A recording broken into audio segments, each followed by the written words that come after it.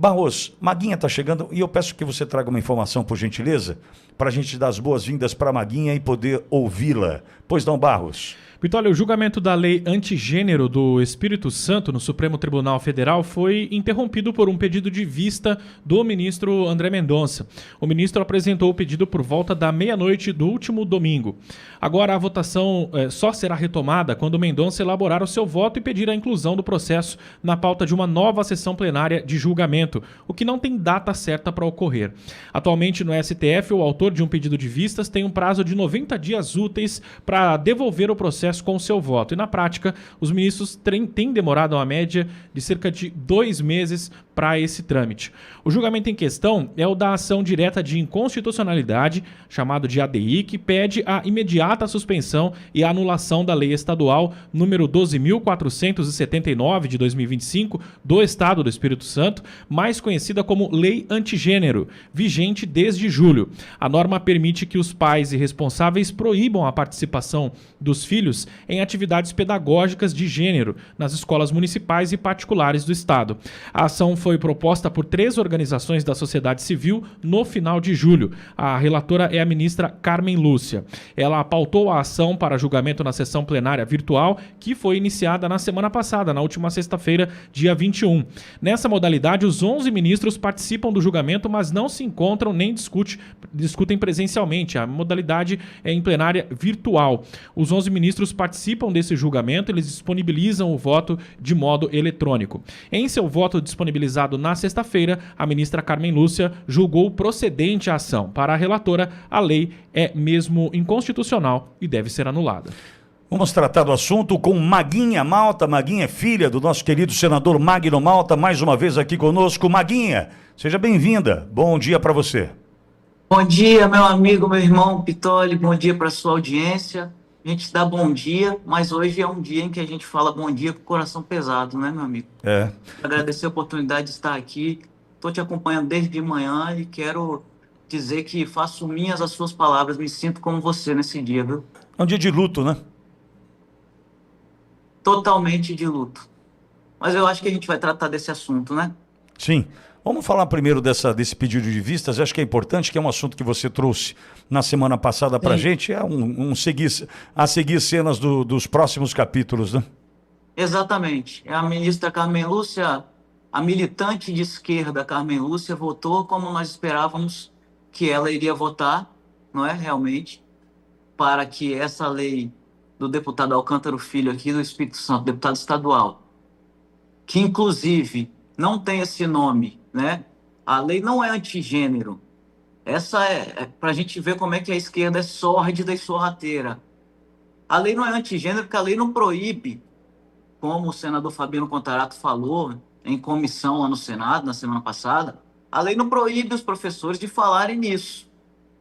Não proíbe escola nenhuma. A lei só dá direito aos pais de permitirem ou não que seus filhos assistam essas aulas. Então começa errado por aí.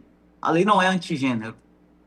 E ela votou pela inconstitucionalidade dessa lei, alegando um monte de baboseira, que a gente sabe que as coisas que eles fazem na calentada é assim. Inclusive aqui diz que ela fala que essa questão não é nova, já foi amplamente discutida e tem muitas jurisprudências a esse respeito.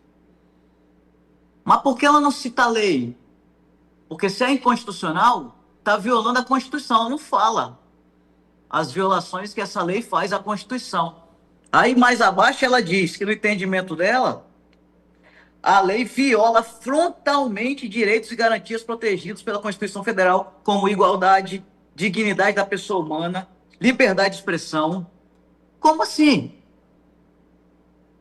Então está violando essas mesmas coisas dos pais que não querem que seus filhos assistam essas aulas, concorda comigo? Sem dúvida. A Constituição só existe para um espectro. É assim, é isso que nós temos visto nesse país. A lei só vale o que está escrito lá quando é para beneficiar a esquerda de uma forma geral, quem faz parte desse consórcio. Se viola a dignidade e a igualdade, está violando a igualdade, então, o direito das crianças que os pais são de famílias cristãs conservadores, não querem que seus filhos ouçam sobre isso na escola. É difícil entender isso, mas esse é o país que nós vivemos.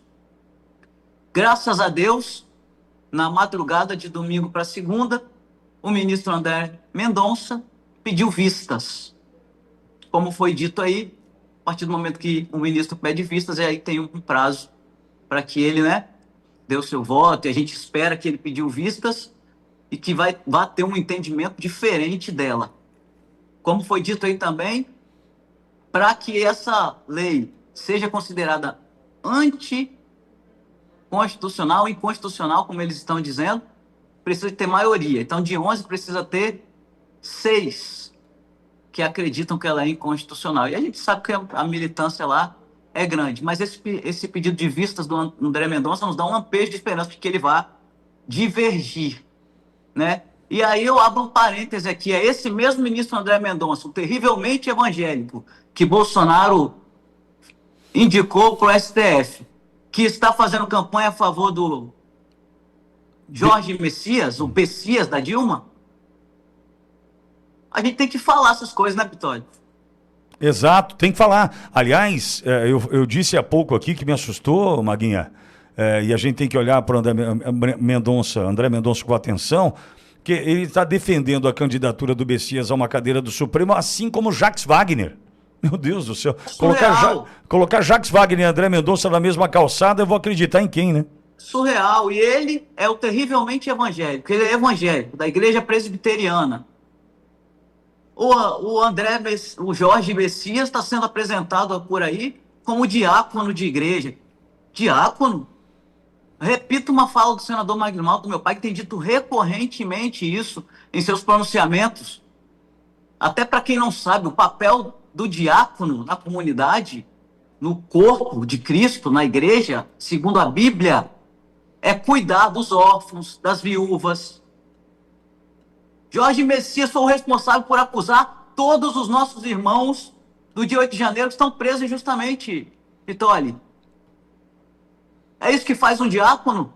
Pessoas que não cometeram crimes? Pessoas que estão tomando 14, 17, 22 anos de cadeia por portarem Bíblia, terço na mão, bandeira do Brasil, e elas estão sendo condenadas a isso por abolição do Estado Democrático de Direito, tentativa armada de abolição. Esse é o diácono? Um militante de esquerda? Agora, uma semana atrás, talvez, eu li que ele defendeu a tese de doutorado aí numa faculdade, não sei se foi na USP, e na tese de doutorado dele, ele repete os discursos do Lula. Você já falou aí mais cedo, eu estava acompanhando. É a favor de assassinato de bebês nos ventres das suas mães. É a favor de assistolia fetal, injeção no coração de uma criança, dentro do ventre da sua mãe. Esse é o diácono. E aqui, como evangélica, eu repudio todos os pastores que têm se prestado a isso. Levar esse cidadão diante da igreja e apresentá-lo como diácono, como um irmão nosso. Faça um apelo ao povo que acorde, porque existem muitos líderes comprometidos com esse sistema, inescrupulosos, que fazem isso por troca de favores e não se importam com a posição de sacerdote onde Deus os colocou. Não tem nem temor a Deus quem faz um negócio desse. É importante que se diga. Desculpa o meu desabafo aqui, Pitório.